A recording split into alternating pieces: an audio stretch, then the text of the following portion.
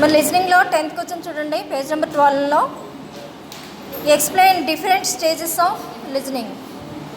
లిజనింగ్లో different stages ఏంటి అనే దాన్ని ఎక్స్ప్లెయిన్ చేయమంటున్నాడు. ఫస్ట్ వన్ ఏంటంటే రిసీవింగ్, నెక్స్ట్ వచ్చి అండర్స్టాండింగ్, థర్డ్ వన్ వచ్చి remembering and evaluating, last one responding. మొత్తానికి మనకి ఎన్ని స్టేజెస్ ఇచ్చాడు? 5 స్టేజెస్ని ఇచ్చాడు. ఫస్ట్ వన్ చూడండి, receiving. Receiving is the intentional focus on hearing the speaker's message. Receiving అనేది ఏంటి అంటే ఇంటెన్షన్గా ఫోకస్ చేయడం, అంటే మనకి ఖచ్చితంగా వినాలి అనుకోవడానికి మనకి ఇంటెన్షన్ అని అంటారన్నమాట. ఇది చదవాలి లేదా ఇది వినాలి అనుకుంటే అది మనకి ఇంటెన్షన్ ఉన్నట్టు. అంటే ఇంటెన్షన్గా మనం ఏం చేస్తున్నాం? ఫోకస్ చేస్తున్నాం on hearing A speakers message. దేని మీద ఫోకస్ చేస్తున్నాం? స్పీకర్ చెప్పేదాన్ని వినడానికి ఫోకస్ చేస్తున్నాం. ఖచ్చితంగా విని తీరాలి, ఎవరి మాట స్పీకర్ మాట్లాడేదాన్ని వినాలి అని చెప్పి ఫోకస్ చేస్తున్నాం. Which happens when we filter out other sources so that we can isolate the message and avoid the confusion mixture of incoming stimuli at this stage. We are still only hearing the message. ఇక్కడ ఏం చేయమంటున్నాడు? మిగతా ఏమైనా ఉంటే కనుక అన్నిటినీ కూడా పక్కన పెట్టేసి, అంటే వేరే వేరే శబ్దాలన్నీ వినపడుతూ ఉన్నప్పటికీ కూడా వాళ్ళన్నింటినీ కూడా పక్కన పెట్టేస్తాం. ఓన్లీ స్పీకర్ చెప్పేదాన్ని మీరు ఫిల్టర్ అవుట్ చేసుకుని దాన్ని మాత్రం వినడానికి 100% కాన్సన్ట్రేట్ చేసి మిగతా అన్నీ కూడా నెగ్లిజిబుల్ చేసుకుని మీకు 100% కాన్సన్ట్రేషన్ అనేది మీకు ఖచ్చితంగా స్పీకర్ మీదే ఉండి వాళ్ళు చెప్పేదాన్ని ఉండడం అనేది చేయాలి.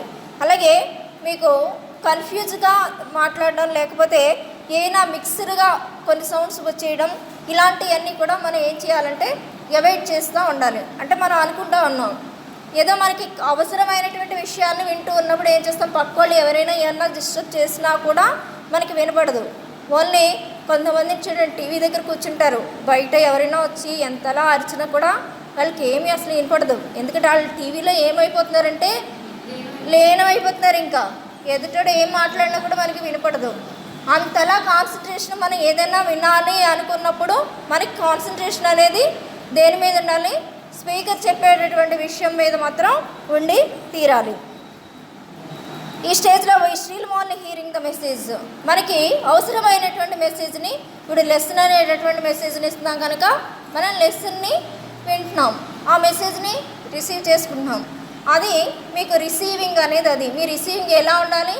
100% మీకు ఏది వినాలని కాన్సన్ట్రేట్ చేస్తున్నారో దాన్ని మాత్రమే కాన్సన్ట్రేట్ చేయండి, మిగతా అన్నీ కూడా వదిలిపెట్టేయండి అని చెప్పి చెప్తున్నాడు. రిసీవింగ్ అనేది ఆ విధంగా ఉండాలి. నెక్స్ట్ చూడండి, understanding. In the understanding stage we attempt to learn the meaning of the message.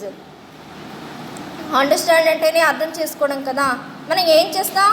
Meaning of the message ఏం చెప్పారు అనే దాని యొక్క మీనింగ్ని ఇంగ్లీష్లో చెప్పిన దాన్ని ఇప్పుడు ఏం చేసుకుంటాం? తెలుగులో మళ్ళీ ఎక్స్ప్లెయిన్ చేసుకుంటాం. అంటే దేనికోసం? తెలుగులో మనకి బాగా తెలుసు కనుక ఇంగ్లీష్లో అన్నదాన్ని మళ్ళీ తెలుగులోకి ఒకసారి చెప్పుకుని ఆ మెసేజ్ని అర్థం చేసుకునేటటువంటి ప్రయత్నాన్ని మనం చేస్తూ ఉన్నాం. Which is not always easy. కానీ అస్తమాటో అది అర్థం చేసుకోవడం అనేది అంత ఈజీ అయినటువంటి ప్రాసెస్ ఏం కాదుట. For one thing, if a speaker does not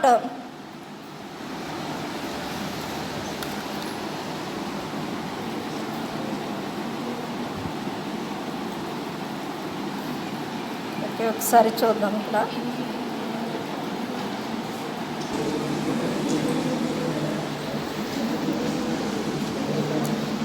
For one thing, if a speaker does not pronunciate clearly, it may be difficult to tell what the message was. Did your friend say? I think she will be late for class, or my teacher delayed the class. ఇక్కడ చూడండి, teacher చేసేటటువంటి pronunciation మనకి క్లియర్గా లేదనుకోండి, అప్పుడు ఎదుటివాడు చెప్పేటటువంటి message అనేది మనకు అర్థం కాదు. ఏం చెప్తున్నారు అనేది క్లారిటీ అనేది లేకపోతే, అంటే స్పీక్ విత్ క్లారిటీ అని అంటూ ఉంటారు. అందుకని స్పష్టంగా మాట్లాడడం అనేది మెయిన్ థింగ్. అర్థం కావడానికి ఉన్నటువంటి ముఖ్య విషయం అంటే క్లారిటీ. ఒకవేళ మెసేజ్ ఇచ్చారనుకోండి, ఎవరైనా మీ ఫ్రెండ్ ఎవరో మెసేజ్ ఇచ్చారు, I think she will be late for class. ఇప్పుడు ఏమని చెప్పాడు, I think she will be late for class, ఆమె లేట్గా రావచ్చు క్లాస్కి అనేటటువంటి విషయాన్ని చెప్పారు.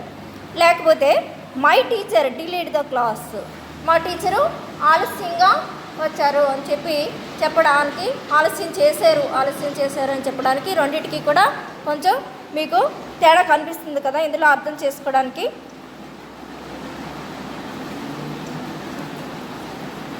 నెక్స్ట్ చూడండి,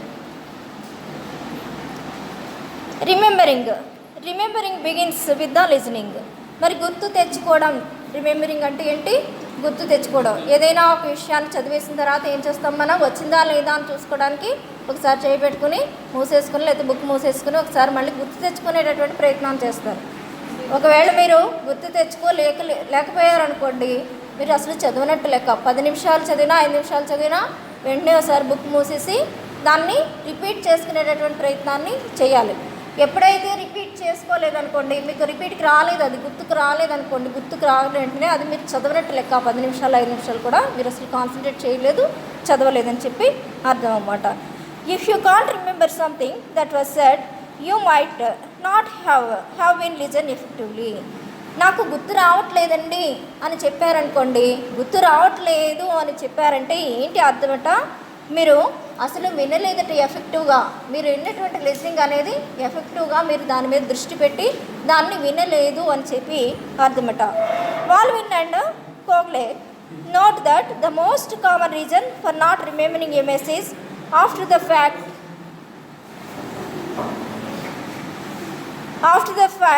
is because it wasn't really learned in the first place. ఇక్కడ బాల్విన్ అండ్ కోహ్లీ వీళ్ళిద్దరూ ఏం చెప్పారట, ఒక కామన్ రీజన్ చెప్పారట. ఒక మెసేజ్ ఏదైనా ఉంది, దాన్ని మెసేజ్ని మళ్ళీ గుర్తు తెచ్చుకోలేకపోవడానికి కారణం ఏంటంటే, దాన్ని నిజంగా ఫస్ట్ నేర్చుకున్నప్పుడు కొంతమందికి ఏ విషయమైనా సరే త్వరగా అర్థం కాదు. ఇంకొకటి ఏంటంటే, కొంతమంది వినేటటువంటి విషయానికి ఫస్ట్ ప్లేస్ని ఇవ్వరన్నమాట. మనం చదువుకునేది ముఖ్యమా, వినేది ముఖ్యమా, ఏదైనా ముఖ్యం అనుకున్నప్పుడు దానికి ఫస్ట్ ప్లేస్ని ఇస్తాం కదా. ఇవ్వకపోతే కనుక అది ఫస్ట్ ప్లేస్లో ఉండదు. అంటే కొన్ని విషయాలు చూడండి, మనం ఖచ్చితంగా విని తీరాలి అనుకున్నప్పుడు మాత్రమే మనం దానికి ఫస్ట్ ప్లేస్ ఇచ్చినట్టు, అప్పుడు బాగా ఖచ్చితంగా విని తీరుతాం, అది ఫస్ట్ ప్లేస్ ఇచ్చినట్టు. వీళ్ళిద్దరు 1996లో ఈ విషయాన్ని కనిపెట్టడం అనేది జరిగిందట. నెక్స్ట్ చూడండి, ఇవాల్యుయేటింగ్ అంటే, ఇవాల్యుయేషన్ అంటే మూల్యాంకనం అని అంటాం. అంటే ఎంత నేర్చుకున్నా అనేది మనం తెలుసుకోవడమే evaluating. The 4th stage in the listening process is evaluating. 4వ స్టేజ్ ఏంటి, మనం నేర్చుకున్న దాన్ని మూల్యాంకనం చేసుకోవడం. ఎంత నేర్చుకున్నాం, ఎంత విన్నాం, ఎంత మళ్ళీ రిమెంబర్ చేయగలం అనేది. Or judging the value of the message. మరి మనకి ఏదైనా మెసేజ్ విన్నప్పుడు ఆ మెసేజ్ యొక్క వాల్యూని మనం జడ్జ్ చేయగలగాలి. దీనికి ఈ మెసేజ్కి ఇంత వాల్యూ ఉంది అని చెప్పి. We might be thinking this makes sense or conversely this is very odd. మనకి దీనివల్ల మనకి ఎందుకు వింటున్నామో, దీన్ని నేర్చుకోవడంలో ఉపయోగం ఏంటి అనేది మనకి జరుగుతూ ఉంటుంది. అంటే నేర్చుకోవడం అనేది ఒక ఉపయోగం ఉంటేనే మనం బాగా నేర్చుకుంటూ ఉంటాం, కానీ ఇది అరుదుగా జరుగుతూ ఉంటుంది. మనం ఎప్పుడు కూడా వినేసేయడం వదిలేయడం తప్ప దీనివల్ల ఉపయోగం ఏమైంది అని చెప్పి ఎప్పుడు కూడా ఇవాల్యుయేటింగ్ చేసుకోం మనం. నెక్స్ట్ చూడండి, responding sometimes referred to as feedback is the 5th and the final stage of the listening process. 5వ స్టేజ్ ఫైనల్ స్టేజ్ ఏంటి, responding. It is a stage at which you indicate your involvement. Almost anything you do at this stage can be interpreted as feedback. ఇక్కడ response sometimes refer to the feedback in the 5th stage. ముందే చెప్పుకున్నాం, response అనేది ఎలాగా, lesson చెప్పేసి కానీ నేను ఏమడుగుతాను, questions అడుగుతాను. ఆ క్వశ్చన్స్కి ఆన్సర్ ఇస్తే మీరు ఏం చేసినట్టు. Responding sometimes refer to as feedback is the 5th and the final stage of the listening process. మరి 5వ స్టేజ్లో మనకి వచ్చింది ఏంటి, రెస్పాండింగ్, ఫీడ్బ్యాక్ని తీసుకోవడం. మొత్తం లెసన్ ఎంత చెప్పేసిన తర్వాత ఏం చేస్తాం, ఫీడ్బ్యాక్ తీసుకుంటాం. ఫీడ్బ్యాక్ సరిగ్గా ఉంటే లెసన్ విన్నట్టు, ఫీడ్బ్యాక్ సరిగ్గా లేకపోతే మీకు లెసన్ విన్నట్టు అర్థమవుతుంది. ఇక్కడ it is the stage in which you indicate your involvement. మీకు ఈ స్టేజ్లో మీ యొక్క ఇన్వాల్వ్మెంట్ ఎంత ఉంది అనేది మీకు ఇండికేట్ అవుతుంది. మీరు ఇన్వాల్వ్ అయ్యారనుకోండి, వెంటనే ఆన్సర్ వస్తుంది క్వశ్చన్కి. ఇన్వాల్వ్ అవ్వలేదనుకోండి, క్వశ్చన్కి ఆన్సర్ అనేది రాదు. అందుకని ఇన్వాల్వ్మెంట్ అనేది వెంటనే మనకి తెలిసిపోతూ ఉంటుంది. Almost anything you do at this stage can be interpreted as feedback. అందుకని ఏది ఏమైనప్పటికీ కూడా మనం దీన్ని ఏమని అంటామంటే ఫీడ్బ్యాక్గా కూడా ఈ స్టేజ్ని, రెస్పాండింగ్ స్టేజ్ని మనం చెప్పుకోవచ్చు.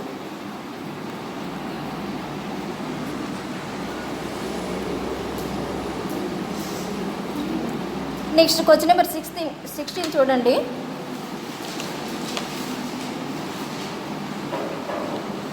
Right a note on the types of listening. Question ఇది 14th పేజ్లో ఉంది.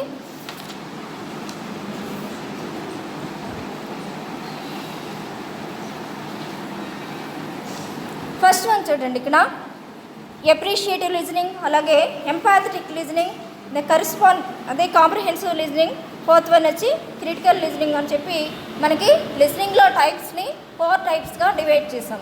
ఫస్ట్ వన్ ఏంటి మనకి appreciative listening. When you listen for appreciation you are listening for enjoyment. Think about the music you listen. You usually listen to music because you enjoy it. Appreciative listening అనేది ఎలా ఉంటుంది? When you listen for appreciation, మనకి ఎంతసేపు మనకి ఏదైనా music అలాంటిది విన్నప్పుడు ఎందుకంటే బాగా ఎంజాయ్మెంట్ కోసం మనం వింటూ ఉంటాం. అంటే బాగా హాయిగా ఉండాలి అనుకున్నప్పుడు మ్యూజిక్ వినడానికి వెళ్తూ ఉంటాం. అందుకని దీనికి ఏమని పేరు పెట్టాడంటే ఎప్రిషియేటివ్ లిజనింగ్ అని పేరు పెట్టాడు. దీనికి ఎగ్జాంపుల్గా మ్యూజిక్ వినడాన్ని ఇచ్చాడు, అలాగే మీరు మ్యూజిక్ విని బాగా ఎంజాయ్ చేస్తారని కూడా ఇచ్చాడు. నెక్స్ట్ చూడండి empathetic listening. When you listen empathetically you are doing so to show mutual concern.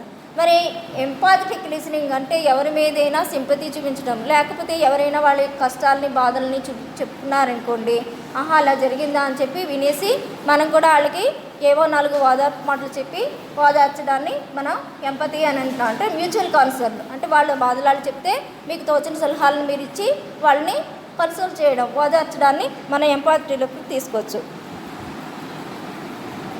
During this type of listening, you are trying to identify with the speaker by understanding the situations in which he or she is discussing. మీరు ఏం చేస్తారంట, అప్పుడు వాళ్ళు ఏదైనా speaker మాట్లాడే వాళ్ళు ఏమైనా చెప్తున్నారనుకోండి, వాళ్ళు చెప్పింది ప్రతిదీ అర్థం చేసేసుకోవాలి. వాళ్ళు ఏం చెప్తున్నారన్నది అర్థం చేసుకోవడంలో ఎంతగా అర్థం చేసుకోవడానికి వెళ్తారంట.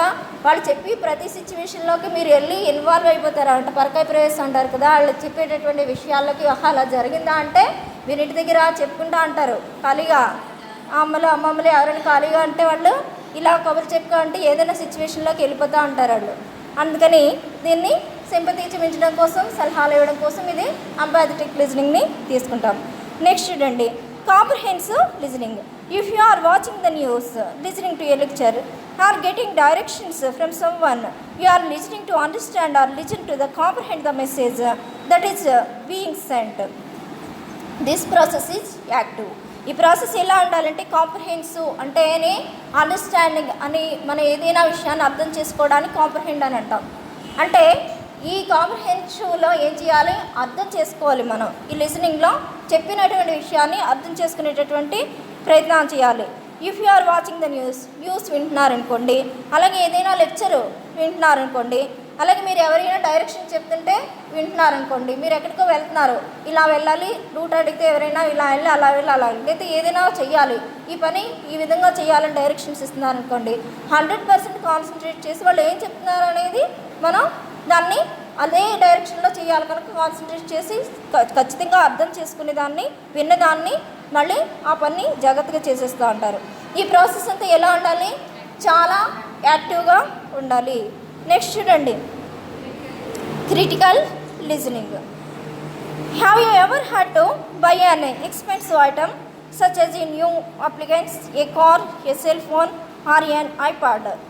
మరి ఇక్కడ ఏం నడుతున్నాడు క్రిటికల్ లిజన్లో, మీరు ఎప్పుడైనా ఒక ఎక్స్పెన్సివ్ ఐటమ్ని కొనడానికి వెళ్ళారా, ఒక న్యూ అప్లికెన్స్ అంటే కొత్త వస్తువు వచ్చింది అనుకోండి మార్కెట్లో, నేను కొనేసుకోవాలని వెళ్ళిపోతూ ఉంటారు. చాలామందికి ఇంట్రెస్ట్గా ఉంటుంది కొత్త వస్తువులు కొనడానికి.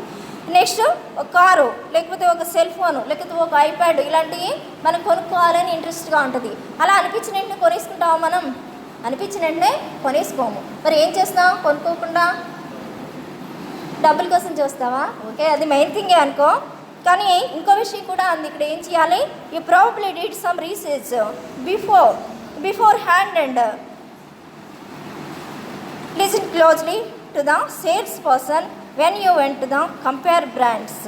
వెళ్తావు కొనుక్కోవడానికి, బాగానే ఉంది, ఇంకో విషయాన్ని చేయమంటున్నాడు. దాన్ని మీ చేతికి తెచ్చుకునే ముందు ఒక రీసెర్చ్ని చేయమంటున్నాడు. ఎందుకని?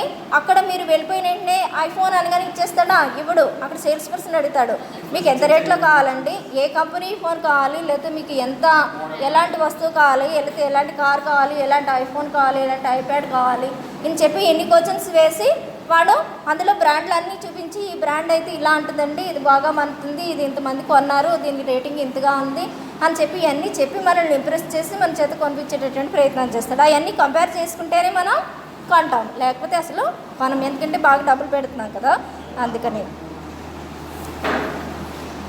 Are perhaps your best friend is telling you about something medical tests he or she recently had done.